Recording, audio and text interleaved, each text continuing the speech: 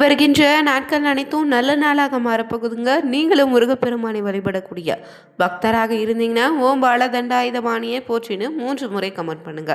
இன்னைக்கு இந்த ஒரு வீடியோ பதிவில் எதை பற்றி பார்க்க போறோம்னா, திருவண்ணாமலையில் ஆடி மாத கிரிவலத்தின் போது நடந்த ஒரு அதிசய நிகழ்வினும் திருவண்ணாமலை தளத்தில் கருவறையில் நடக்கக்கூடிய சில மாற்றங்கள் என்ன, இந்த ஆடி மாதம் பார்த்திங்கன்னா இந்த ஆண்டு எப்போது தொடங்குது, இந்த நாள் பார்த்திங்கன்னா ஆடி வெள்ளிக்கிழமை என்று திருவண்ணாமலையில் கிரிவலம் செல்வதால் உங்களுக்கு கிடைக்கக்கூடிய பலன்கள் என்னென்னு தெரிஞ்சுக்க திருவண்ணாமலை தலத்திற்கு நீங்களும் சென்று வழிபட்டு இருந்தீங்கன்னா அருணாச்சலேஸ்வரராய போற்றின்னு 3 முறை கமெண்ட் பண்ணுங்க. புதியவராக இருந்தீங்கன்னா சேனலை சப்ஸ்கிரைப் பண்ணிட்டு கூடவே இருக்க பெல் பட்டனை கிளிக் பண்ணிக்கோங்க. தனிப்பட்ட முறையில் உங்கள் ஜாதக ரீதியாக ஏற்படக்கூடிய பிரச்சனைக்கு சரியான ஒரு பரிகாரத்திற்கு வீடியோவில் டிஸ்கிரிப்ஷன் கீழே ஜோதிடர் ஃபோன் நம்பர் கொடுத்துருக்கோம். அந்த நம்பருக்கு நீங்கள் கால் பண்ணி தெரிஞ்சுக்கலாம். வாங்க வீடியோக்குள்ளே போகலாம். திருவண்ணாமலையில் ஆடி மாதத்தில் கிரிவலம் செல்வது ரொம்பவே சிறப்பான பலனை தருங்க. பொதுவாகவே இந்த ஆடி மாதத்தில் வரக்கூடிய பௌர்ணமி, ஆடிப்பூர, ஆடி வெள்ளி நாட்களில் கிரிவலம் செல்லக்கூடிய பக்தர்களின் எண்ணிக்கை அதிக அளவில் இருக்கும். அந்த வகையில் இந்த ஆடி மாதத்தில் மட்டும் கிரிவலம் சென்றால் நினைத்த காரியங்கள் கை கொடுங்க, பாவங்கள் நீங்கி மன நிம்மதி உணிச்சு உங்கள் வாழ்க்கையில் ஏற்படும். இந்த ஆடி மாதத்தில் பார்த்திங்கன்னா கிரிவலம் செல்லக்கூடிய பக்தர்களுடைய நினைத்த காரியத்தை எல்லாம் இந்த திருவண்ணாமலை ஈசன் நிறைவேற்றி தருவார். இந்த திருவண்ணாமலை தளத்தில் கிரிவலம் வருவது பார்த்தீங்கன்னா உடலுக்கும் உள்ளத்துக்கும் நலன் தருன்னு சொல்லுவாங்க. 50 ஆண்டுகளுக்கு முன்னாடி இங்கு குறைந்த அளவிலே கிரிவலத்தினுடைய பங்கேற்று வந்த பக்தர்கள் இருந்தாங்க. இப்போது பார்த்திங்கன்னா பல்லாயிரக்கணக்கான பக்தர்கள் அனைத்து நாட்களிலும் கிரிவலம் சென்று வழிபடுறாங்க. இந்த மலையினுடைய மண்பையும் கிரிவலத்தின் பார்த்திங்கன்னா பக்தர்கள் பெருமளவில் வரக்கூடிய நபர்களின் எண்ணிக்கை அதிகமாக இருக்கும். பக்தர்களின் மலைவளம் வரக்கூடிய நாளில் நீராடி தூய்மையான ஆடை அணிந்து கொண்டு திருநீர் அணிந்து வேறு எந்த சிந்தனைக்கு இடம் கொடுக்காம இறை சிந்தனையோடு மட்டும் செல்ல வேண்டுங்க. உலகில் வாழக்கூடிய அனைவரும் நலமாக வாழ வேண்டும் என மனதில் தியானம் செய்தபடியே வலம் வரணும். ஒருவரிடமும் பேசாம, பிறரிடம் தானம் வாங்காம, காலணிகள் எதுவும் அணியாமலும் வெறும் கால்களோடு நடந்து செல்லணுங்க. இந்த கிரிவல பாதை மட்டும் 14 கிலோமீட்டர் தூரத்தை பக்தர்கள் நடந்து தான் கடக்கணும். இடமிருந்து வளமாக மட்டுமே சுற்ற வேண்டுங்க. நமச்சிவாய மந்திரத்தை உச்சரித்தபடியே சிவபுராணத்தை பாராயணம் செய்தபடியோ கிரிவலம் வர வேண்டும். கிரிவலம் வரும்போது அங்கிருக்கக்கூடிய சாதுகளுக்கு அன்னமிடுவது ரொம்பவே சிறப்புங்க. சாதுக்கள் வழிவில் தான் சித்தர்கள் இருக்கிறான். அவங்களுக்கு அன்னதானம் செய்தீங்கன்னா நீங்கள் செய்த பாவ பிணிகள் நீங்கும். கிரிவலம் செய்தால்தான் முழுமையான பலன் கிடைக்கும்னு சித்தர்கள் சொல்லுவாங்க. அருணாச்சலத்தை வலம் வர வேண்டுன்னு நினைப்போடு ஒரு அடி எடுத்து வைத்தால் யகம் செய்த பலன் உண்டுங்க. 2ஆம் அடி எடுத்து வச்சிங்கன்னா சர்வ தீர்த்தமாடிய பலன் கிடைக்கும். 3ஆம் அடி எடுத்து வச்சிங்கன்னா மகத்தான தானம் செய்த பலன் உண்டுங்க. கிரிவலம் வந்தீங்கன்னாவே பாவங்கள் முழுவதும் நீங்கிடும். மேலும் பாவம் செய்யக்கூடாதுன்னு எண்ணமும் உங்களுக்குள்ள வரும். வயதானவங்களும் உடல் நலிவுற்றவங்கன்னே வலம் வர வேண்டும் நினைத்த மந்திரத்திலேயே பிரம்மஹஸ்தி தோஷம் நீங்கன்னு சொல்லுவாங்க. அண்ணாமலை பொழுது கிரிவலம் வந்தா பார்த்தீங்கன்னா மது, மாது, சூது, கொலை, களவுன்னு 5 பாதகங்கள் தொலைன்னு சொல்லப்பட்டிருக்குங்க. அன்னை பராசக்தி அருணாச்சலேஸ்வரரை வலம் வந்து இடம்பாகம் பெற்றா. அன்று சந்திரன் சூரியனிடம் இருந்து சக்திகளை அதிக அளவில் பெற்று அதை வெளியிடும் பூர்ண நிலவாக உலா வருது. அந்த ஒளி மலை மீது பட்டு பிரதிபலிக்கும் போது அது நம்முடைய உடலுக்கு, நம்ம மனதுக்கும் பலவிதமான நன்மைகளை ஏற்படுத்தும். இன்றும் பார்த்தீங்கன்னா திருவண்ணாமலையில் சித்தர்கள் சூட்சும வடிவில் தான் வலம் வருவதாக சொல்லப்படுது.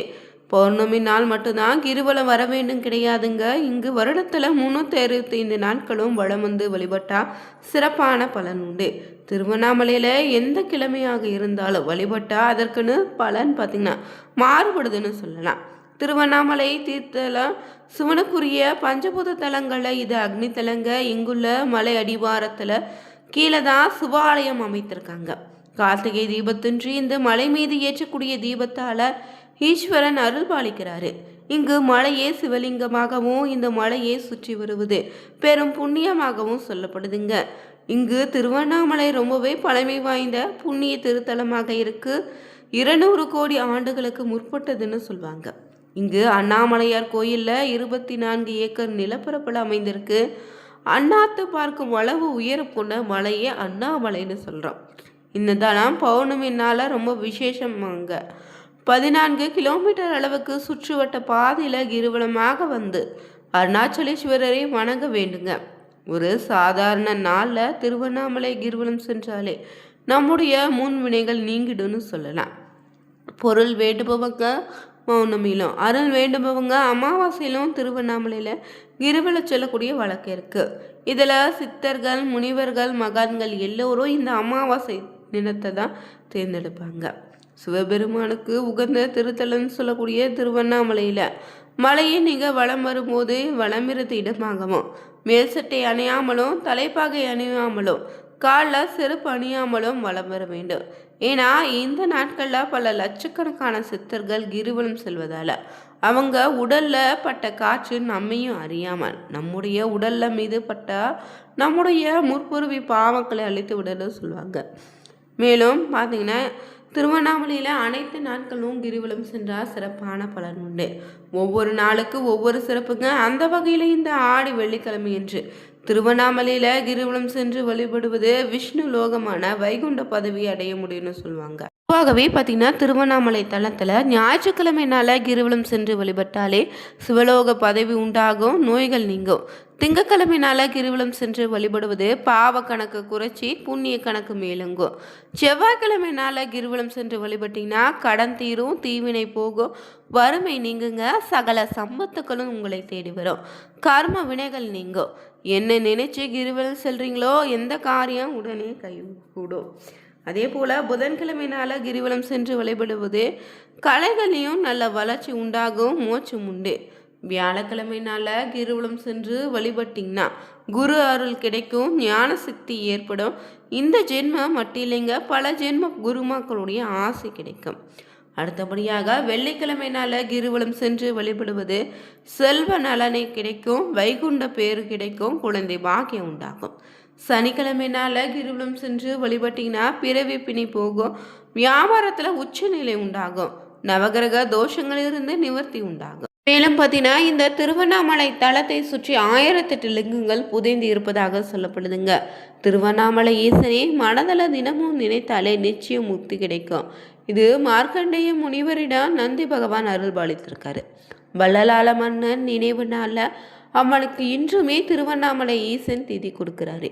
வினையை நீக்கும் மலை உருவல திருவண்ணாமலை தலம் அமைந்திருக்கு. இங்குதான் திருஞான சம்பந்தர் தன் பாடிய ஒவ்வொரு பதிகத்தின் பதிகத்திலும் 9வது பாடல்ல அண்ணாமலையாரை குறிப்பிட்டிருக்காரு. இங்கு ஆடி மாதம் பூர தினத்தன்று உண்ணாமலை அம்மன் சன்னதி முன்பு தீமிதித்தல் திருவிழா நடத்தப்படுதுங்க. வேறு எந்த சிவ ஆலயத்தில் நீங்கள் பார்க்க முடியாது. இந்த கோவில்களில் பார்த்தீங்கன்னா விக்கிரகங்களை பிரதிஷ்டை செய்யும் போது அஷ்டபந்தனம் செய்வது தான் வழக்கம். ஆனால் திருவண்ணாமலை தளத்தில் மட்டும்தாங்க தங்கத்தை கொண்டு சொர்ணபந்தம் செய்து லிங்கத்தை பிரதிஷ்டை செய்திருக்காங்க. இங்கு கார்த்திகை தீபத்துக்கு நிகராக இதுவரை எந்த ஆலயத்திலும் ஜோதி வழிபாடு ஏற்படலை. திருவண்ணாமலையில் ஏற்றக்கூடிய இந்த கார்த்திகை தீபம் அண்ட சராசரங்களுக்கு தீப விளக்காக இருக்குங்க. திருவண்ணாமலை கார்த்திகை தீப தரிசனத்துக்கு ஒரு தடவை செய்தாலே அது 21 தலைமுறைக்கு புண்ணிய சேர்க்குன்னு சொல்லப்பட்டிருக்கு. மேலும் இந்த கார்த்திகை தீபத்தில் திருவண்ணாமலையில் ஏற்றக்கூடிய தீபம் தாங்க உலகத்தை எல்லாம் இயக்கக்கூடிய பரம்பொருள் ஒன்றே என்பதையும் இறைவன் ஒருவனே என்பதையும் உணர்த்தும் விதத்தில் அமைந்திருக்கு. திருவண்ணாமலை தீபத்தை காண ஆண்டு முழுவதுமே பார்த்திங்கன்னா சுமார் 20 லட்சத்துக்கு மேலே பக்தர்கள் திரள்வாங்க. இங்கு மலை உச்சியில் தீபம் ஏற்றப்பட்டதும் வணங்கினா பாவம் நீங்கி பிறவி பிணி அகலும்னு சொல்லப்படுது. திருவண்ணாமலையில் தீபம் ஏற்றப்பட்டதுமே அண்ணாமலையாருக்கு அரோகராடு பக்தர்கள் முழக்கமிடுவாங்க.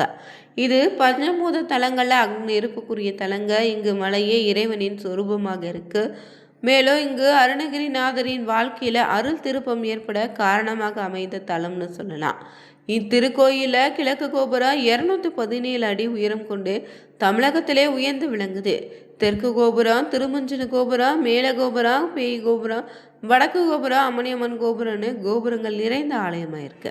இங்கு பார்த்தீங்கன்னா விஸ்வாமித்திரர் பதஞ்சலி, வியாக்கிரபாரதர், அகத்திய, சானந்தர் முதலோர் பார்த்தீங்கன்னா இங்கு வழிபட்ட தலமாக இருக்கு.